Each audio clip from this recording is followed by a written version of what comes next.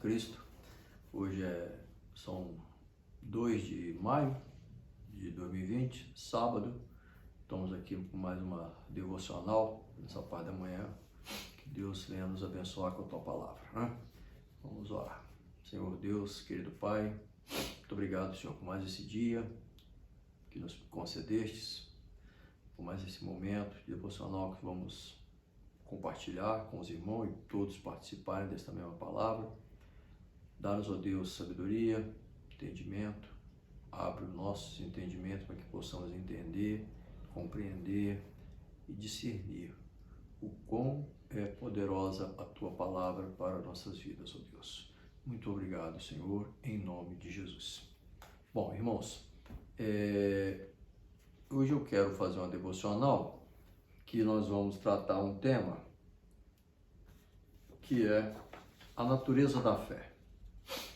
O nosso texto base que nós vamos utilizar é Evangelho de João 4, do 43 ao 54.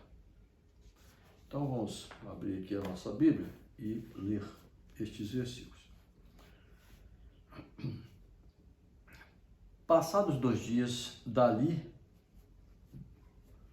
partiu dali para a Galileia, porque mesmo Jesus testemunhou que um profeta não tem honra na sua própria terra. Assim, quando chegou a Galileia, os galileus o receberam, porque viram todas as coisas que ele fizera em Jerusalém por ocasião da festa, a qual eles também tinham comparecido. Dirigiu-se de novo a Caná da Galileia, onde da água fizera vinho.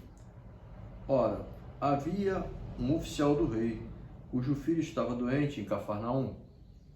Tendo ouvido dizer que Jesus viera da Judéia para a Galileia, foi ter com ele e lhe rogou que descesse para curar seu filho, que estava à morte. Então Jesus lhe disse: se porventura não virdes sinais e prodígios, de modo nenhum crereis. Rogou-lhes o oficial: Senhor, desce antes que meu filho morra. Jesus disse-lhe: vai, teu filho vive. O homem creu na palavra de Jesus e partiu. Já ele descia quando os seus servos lhe vieram ao encontro, anunciando que o seu filho vivia. Então indagou deles a que horas o filho se sentira melhor. Informaram: ontem, à 7ª a febre o deixou. Com isso, reconheceu o pai ser aquela precisamente a hora em que Jesus lhe dissera: teu filho vive. E creu ele e toda a sua família. Foi este o segundo sinal que fez Jesus depois de vir da Judéia para a Galileia. Bom, aqui a gente tem uma passagem bastante interessante, que a gente já inicia-se aqui no versículo 43, que fala assim: Jesus passou 2 dias, partiu dali já há 2 dias. Esses 2 dias ele ficou na Samaria. Quando Jesus sai e vai para Samaria, ele encontra a mulher samaritana na porta no poço ao meio-dia. A mulher recebe a palavra de Jesus, vai a Samaria e conta para os samaritanos que, pelo que ela tinha conversado, que ela tinha encontrado o Cristo. E aí os homens vão até Jesus e pedem para Jesus ficar na Samaria. E ele fica com os homens, com a cidade da Samaria, por 2 dias, né? E aí a gente já começa a pegar uma pequena diferença. Voltando um pouquinho, no versículo 41, muitos creram nele por causa da sua palavra. E diziam à mulher: já agora não é pelo que dissestes que nós cremos, mas porque nós mesmos temos ouvido e sabemos que este é verdadeiramente o Salvador do mundo. Ok? Então, volta um pouquinho antes, você vai entender que Jesus ficou 2 dias na Samaria. Na Samaria, Jesus, os judeus eram inimigos, os samaritanos não conversavam com os judeus. né? E Jesus foi lá e ficou 2 dias. E eles creram na palavra de Jesus e reconheceram como o Salvador do mundo sem ver nenhum milagre. Muito bom. Quando a gente volta agora para o nosso texto base, Jesus pega, ele vai para Caná da Galileia. Em Nazaré é a cidade natal, é onde ele fala que um profeta não é bem recebido em sua terra. Então, quando você pega o mapa, Nazaré está mais ao sul, Caná da Galileia mais ao norte. Então, ele vai para Caná da Galileia. Caná da Galileia é aquela cidade onde houve o primeiro milagre de Jesus, que foi a transformação da água em vinho nas bodas de Caná. Esse é um ponto, por isso provavelmente que ele vai para lá, porque já esteve nesse local antes na festa de bodas. E outro motivo, provavelmente que ele foi para lá, porque os galileus o receberam bem, porque os galileus estiveram com Jesus em Jerusalém na festa. E lá na festa, eles viram Jesus fazer vários sinais e prodígios. Inclusive, viram ele expulsar os cambistas do templo e fazer a purificação do templo. Então, Jesus foi para a cidade, né, de Caná da Galileia, e ali os galileus o receberam muito bem, porque já o conhecia de 2 situações, do casamento e também da festa de Jerusalém. Só que aí começa um ponto importante. Quando Jesus sai da Judéia e vai para a Galileia, lá na Galileia, em Caná, está um oficial do rei. Esse oficial do rei é que vai procurar Jesus. Esse rei que nós estamos falando aqui é o Herodes Antipas, que é aquele que se casou com a mulher do seu irmão e que João Batista condenou esse ato e que, portanto, lá na frente, João Batista foi decapitado em função desse pecado que Herodes havia cometido. Só para contextualizar quem é esse Herodes. Esse oficial do rei, a gente não sabe se é um oficial de guerra, se é um oficial, mas era um oficial do rei, né? O que acontece? Ele chega para Jesus e fala assim: Senhor, desce comigo porque o meu filho está à morte. Né? Isso nós vamos encontrar no versículo 47. Né? Desce comigo. Quando ele fala desce comigo, porque o meu filho está à morte, ele está dizendo o seguinte, novamente uma contextualização. Né? Nós estamos, Caná da Galileia fica no alto e Cafarnaum fica no baixo, na planície, perto do lago de Genezaré. Então por isso que ele fala, desce comigo para ir lá em casa para curar o meu filho. E aí Jesus testa a fé desse homem e fala o seguinte: se porventura não virdes sinais e prodígios, de modo nenhum crerás. O virdes aqui não é, Jesus não está falando especificamente para o oficial, está falando, se vocês aqui, que estão todos aqui, se vocês não virem nenhum sinal, nenhum prodígio, se eu não fizer nenhum milagre grande, vocês não vão crer no que eu estou falando. O homem nem responde a Jesus e fala o seguinte: desce depressa, desce comigo, antes que meu filho morra. Aí Jesus percebeu a fé dele e fala assim: vai, teu filho vive. O homem partiu crendo na palavra de Jesus. Então, Jesus vai, teu filho vive, o homem não questionou mais nada. Embaixo dessa palavra poderosa de Jesus, que é a palavra de poder, ele partiu para Cafarnaum.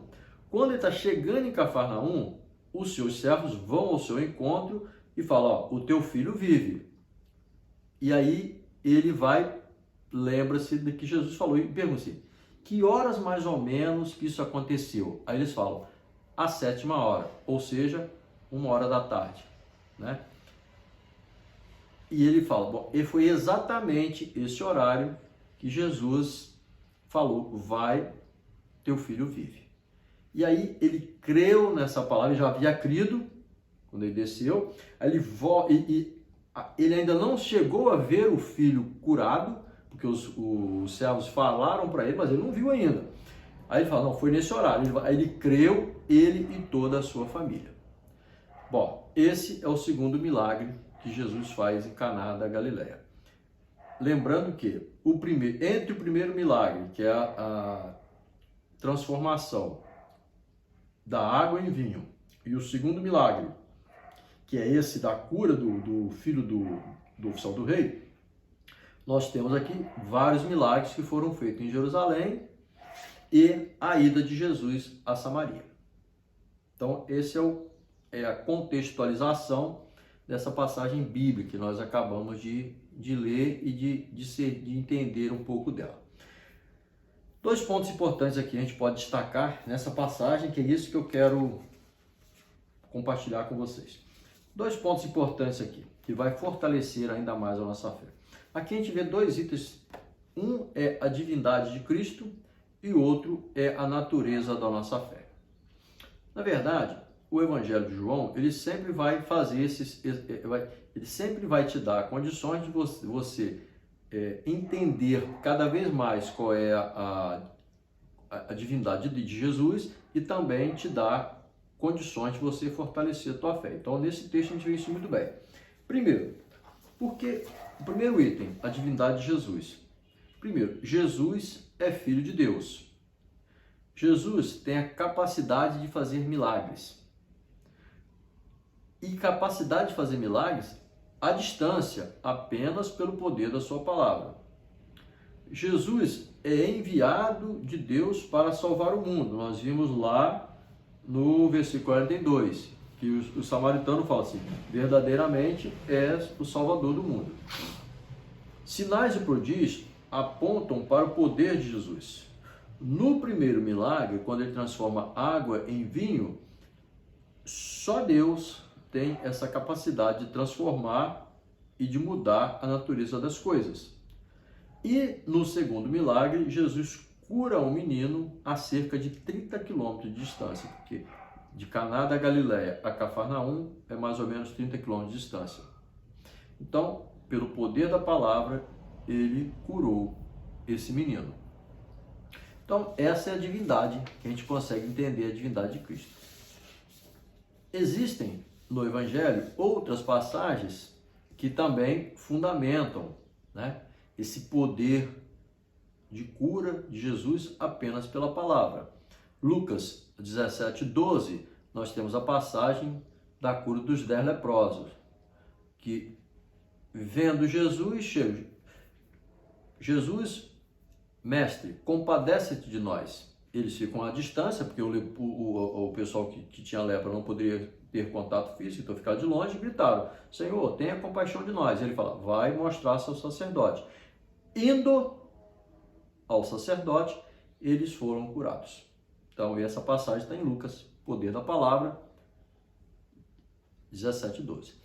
Em Mateus 15, do 22 ao 28, a gente vai ter outra passagem, que é a cura da filha da mulher cananeia que está endemoniada. É aquela passagem que ela chega, pede para Jesus curá-la, e aí ela é cananeia, e Jesus fala assim, não é bom que eu vim para os israelitas. Né? Ela fala assim, mas Senhor, os cachorros comem as migalhas que caem da mesa. Então ele entende a fé dela e fala o seguinte para ela, faça a sua fé faça conforme a tua fé que você tem. E aí, naquele exato momento, a filha dela fica curada. Outra passagem que nós vamos encontrar, Mateus 8, do 8 ao 13, a cura do servo do centurião.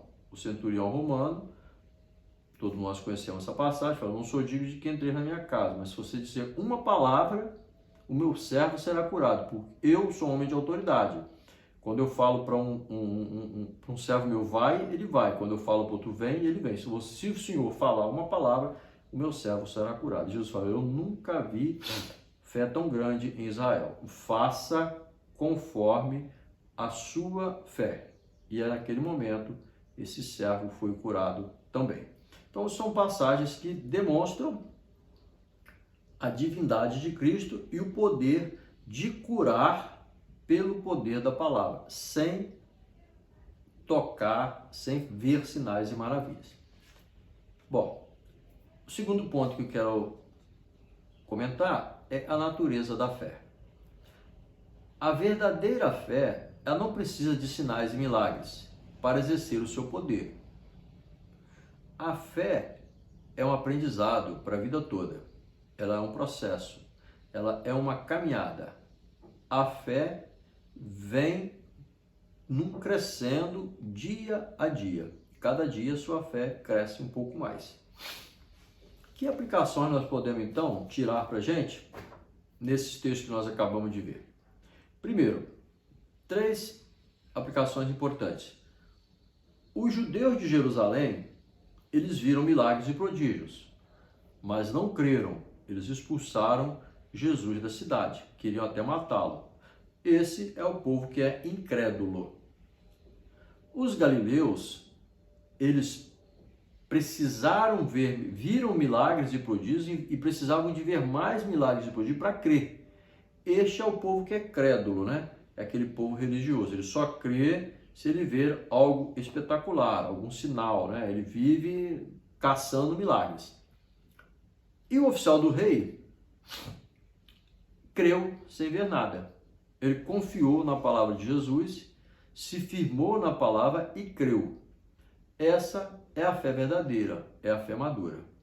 Os samaritanos ouviram Jesus e creram nele, também sem ter visto milagre, né? Então, qual é a fé verdadeira? Essa é a nossa fé, é aquela fé que a gente tem sem ter necessidade de ver sinais e milagres. Como conclusão, podemos dizer o seguinte: muitos de nós nunca viu nem nunca verá um milagre, um prodígio, uma maravilha, né? Provavelmente nunca veremos um cego voltar a enxergar, um paralítico voltar a andar, ou outro qualquer milagre. Provavelmente vamos passar a nossa vida todinha e nunca veremos isso. Por quê? Porque a nossa fé, ela tem que ser fundamentada na palavra de Deus. Nós temos que crer na Bíblia, nas Sagradas Escrituras, porque a Sagrada Escritura é a palavra de Deus. É nessa palavra que nós estamos fundamentados. A palavra de Deus, ela é viva, ela é eficaz. A palavra de Deus transforma o mundo. A palavra de Deus é que é luz para o nosso caminho e lâmpada para os seus pés. Essa palavra é a palavra da salvação, né? Então, eu queria concluir dizendo o seguinte: hoje, para nós, o que Deus nos deixou para que possamos crer são as Sagradas Escrituras. Tudo que está aqui dentro, na Bíblia, é a palavra de Deus. Os milagres que estão aqui, nós temos que crer nele. As passagens bíblicas é para nós aumentarmos a nossa fé. Essa é a nossa guia, o nosso foco tem que estar na Sagrada Escritura. Então é isso que eu queria deixar para vocês hoje. Quanto mais a gente nos aprofunda no conhecimento da palavra, quanto mais a gente vai estudando a palavra, mais a nossa fé ela vai crescendo, porque a fé ela vem pelo ouvir, e ouvir a palavra de Deus. Amém?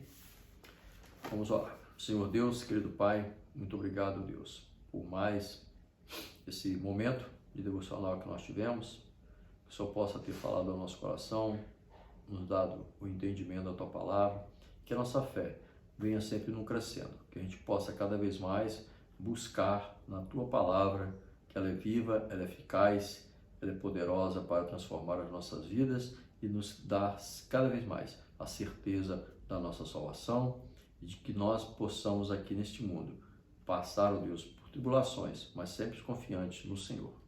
Em nome de Jesus. Amém. Graças a Deus.